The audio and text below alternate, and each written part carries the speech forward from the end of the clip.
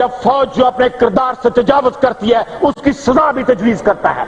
अगर ये welfare state है पाकिस्तान, अगर ये वेलफेयर स्टेट है तो सिर्फ और सिर्फ पाकिस्तान की अफवाज के लिए वेलफेयर स्टेट है, पाकिस्तान के अवाम के लिए वेलफेयर स्टेट है। लेकिन आपने इरादे की बात की है तो इरादा तो इससे पहले भी हमारा ये था, क्योंकि इसकी इस गुमराह टोले की जो हकीकत है उससे मैं भी बड़ी अच्छी तरह से आगाह हूँ, बाकी लोग भी हैं। अस्सलाम वालेकुम नाज़रीन, रोज़े रोशन की तरह ये बात यहाँ हो चुकी है कि इंपोर्टेड सरकार से पीटीआई की मकबूलियत हजम नहीं हुई और 14-15 महीनों से ये साजिशें कर रहे हैं और मुख्तलिफ किस्म के हथकंडे इस्तेमाल कर रहे हैं, लेकिन पीटीआई की मकबूलियत बढ़ती जा रही है। लिहाजा इन्होंने एक चाल चली और इन्होंने शैतानी चाल चलकर इन्होंने सोचा कि क्यों ना इमरान खान को गैर कानूनी तौर पर गिरफ्तार किया जाए, जिससे अवाम सड़कों पर आएगी, प्रोटेस्ट करेगी और फिर उन्होंने अपने बगल बच्चे अपने शैतान छोड़ देंगे जो अवाम को उकसाएंगे, जिससे अवाम जीएचक्यू और कोर कमांडर हाउस पर हमला करेगी और इस बात को मुद्दा बनाकर हम इमरान खान पे चढ़ाई कर देंगे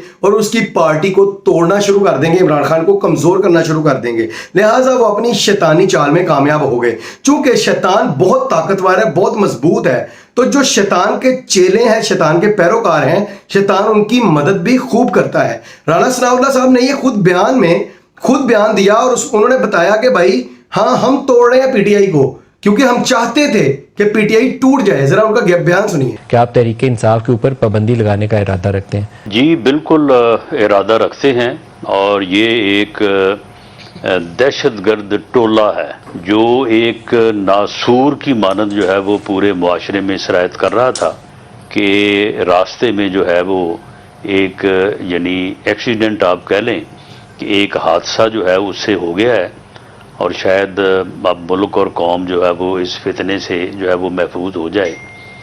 तो इसका बतौर सियासी जमात कायम रहना जो है ये मुल्क के मफाद में नहीं है। लेकिन आपने इरादे की बात की है तो इरादा तो इससे पहले भी हमारा ये था, क्योंकि इसकी इस गुमराह टोले की जो हकीकत है उससे मैं भी बड़ी अच्छी तरह से आगाह हूँ, बाकी लोग भी हैं। सर, एक चीज़ नज़र आ रही है बड़ी खुल के, और वो ये है कि जिन लोगों को पकड़ के बंद किया गया है, रियासत उनका बाजू मरोड़ के तहरीक इंसाफ के छोड़ने का ऐलान तो करवा लेती है।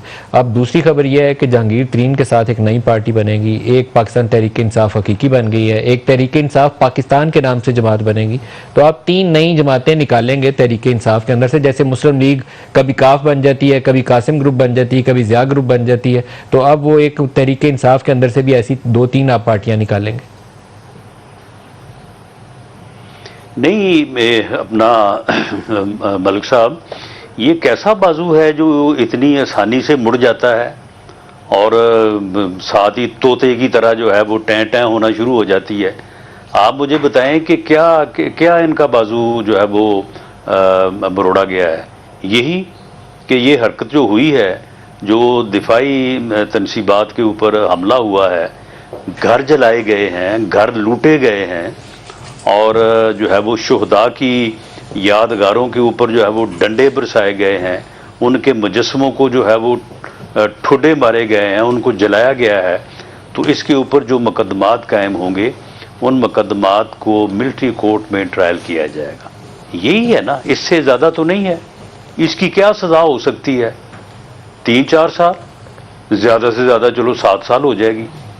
इसकी क्या जो है वो ड्यूरेशन होगी? 4 महीने, 6 महीने। उसके बाद जब केस मुकम्मल हो जाएगा तो हाई कोर्ट में आप रिट कर सकते हैं, ज़मानत भी ले सकते हैं, बरी भी हो सकते हैं। तो मामला ये है कि बस इतने से ही बाजू मुड़ गया। अब कहते हैं कि जी मैं 8 दिन मैं कैद तन्हाई काट के आया हूँ, एक कहता जी मैं तो 12 दिन कैद तन्हाई के बाद मैं अब आ रहा हूँ। वो भाई 12 दिन काटे हैं या 12 साल काटे हैं आपने? राणा सनाउल्लाह साहब की आपने सारी बातें सुन ली। इससे साफ जाहिर होता है कि इंपोर्टेड सरकार ने हर मुमकिन कोशिश की, इन कम ज़र्फ लोगों ने, शैतानों ने ये चाल चली जिससे पीटीआई तकसीम हो जाए। अब पीटीआई में कुछ तो मौसमी कीड़े हैं जिन्होंने निकलना था वक्त आने पर, ये बुज़दिल लोग हैं, और कुछ लोग ऐसे हैं जिनको ब्लैकमेल किया गया या थ्रेट किया गया या उनकी फैमिलीज को थ्रेट किया गया, माओ बहनों की इज्जतों की बात की गई और वहां पर वो मजबूर होकर उन्होंने पीटीआई से इस्तीफा दे दिया, सियासत से ही साइड पे हो गए।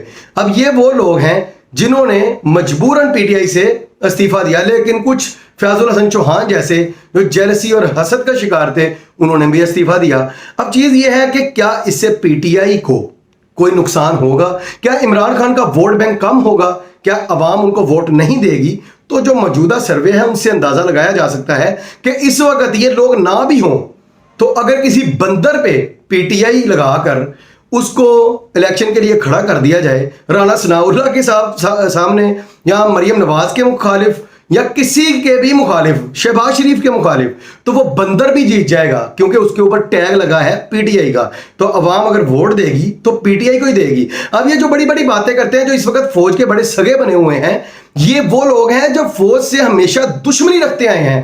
انہوں نے انڈیا کی وجہ سے ہمیشہ فوج کو گالیاں دیں, انہوں نے مودی سے یاری لگانے کے بدلے میں فوج کو گالیاں دی, انہوں نے ہر معاملے میں فوج کو گالیاں دی.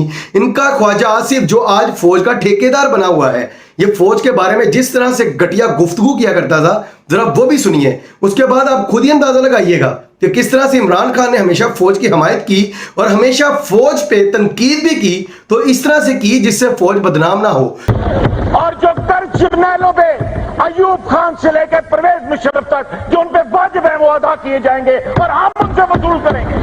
کانسٹیٹیوشن صرف فوج کے کردار پہ بات کرنے سے ہمیں منع نہیں کرتا, پر جب فوج جو اپنے کردار سے تجاوز کرتی ہے اس کی سزا بھی تجویز کرتا ہے. آواز اٹھائیں گے اور ان سے کندھے سے کندھا ملا کے ظالم کی گولیوں کا بھی جواب دیں گے اور ان کو گولیوں کے اور ظلم سے برداشت کرنے سے انکار کرتے ہیں. کہ جب پاکستان کی فوج نے آزاد کشمیر میں جانے سے انکار کیا تھا, یہ پاکستانی فوج کا تحفہ نہیں ہے, یہ ان قبائلی لشکروں کا تحفہ ہے جنہوں نے وطن عزیز کی آزادی کے 6 ماہ بعد بھی اپنے خون کا نذرانہ پیش کیا. Tens of thousands of billions of rupees and dollars جو ہے ہم نے پچھلے 58 سال پہ دفاعی بجٹ پہ خرچ کیے, اور داستان کیا ہے 48, 65, 71, 84 اور 99. کوئی آزاد کمیشن جو ہے اس ملک کے نمائندوں کا اگر بٹھا دیں اور ان 5 جنگوں کی انکوائری کروائیں تو کسی بھی شخص میں ایک رتی بر بھی جو سیلف ریسپیکٹ ہوگا تو اس کا سر جو ہے جھک جائے گا.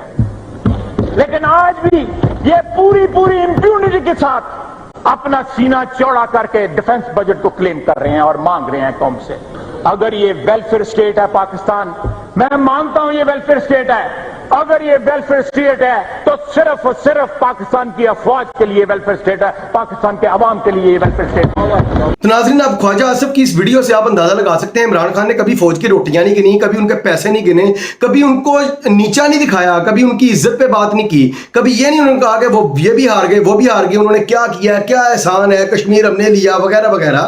البتہ عمران خان نے صرف یہ کہا کہ فوج کو مداخلت نہیں کرنی چاہیے پاکستان کے انٹرنل افیئرز میں, پالیٹکس میں.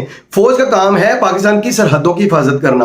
اور عمران خان نے تنقید کی تو تنقید بھی اس طرح کی کہ فوج کے وقار کو کوئی نقصان نہیں پہنچا, جبکہ امپورٹڈ سرکار نے نون لیگ نے ہمیشہ فوج سے بغاوت کی, غداری کی, اور ان کی ہر ممکن کوشش یہ رہی کہ فوج ختم ہی ہو جائے. ان کے نزدیک فوج ہونی نہیں چاہیے تھی. تو یہ خواجہ آصف کی باتوں سے اندازہ لگا سکتے ہیں کہ عمران خان نے کبھی ایسا کہا. اور پاکستان کی آرمی کو بھی چاہیے کہ ان کا ادراک کریں, ان کی پہچان کریں. انہوں نے بہت بار ڈسا ہے آپ کو, تو یہ ڈستے رہیں گے جب بھی ان کا مفاد نہیں نہ ہوگا. یہ آپ کو گالیاں دیں گے, آپ پہ الزام تراشی کریں گے, آپ کو نیچا دکھائیں گے. بہرحال کتنی دیر ہے, 1 مہینہ 2 مہینے, آخر کار یہ چیزیں نارمل ہوں گی, اور ایٹ دا اینڈ جب الیکشن ہوں گے وہ تو ہوں گے ہی, جتنا مرضی لیٹ کر لیں. تو عمران خان جہاں پہ نظر آئے گا لوگوں کو, عمران خان نہ بھی نظر آئے, اس کا پی ٹی آئی کا ٹیگ نظر آ جائے یا اس کا بیٹ نظر آ جائے, عوام نے ووٹ دینا ہے عمران خان کو ہی دینا ہے. آپ جتنا بھی بس آپ سے چلتا ہے, جتنا ظلم کرنا ہے, رہتا بے عزت ہونا ہے تو آپ ہو سکتے ہیں. البتہ امپورٹڈ سرکار اس ملک سے ختم ہو جائے گی انشاءاللہ. ایک الیکشن ہونے کی دیر ہے. اپنی رائے کا اظہار کمنٹس میں ضرور کیجیے گا. اگلی ویڈیو میں ملتے ہیں, تب تک کے لیے اللہ حافظ.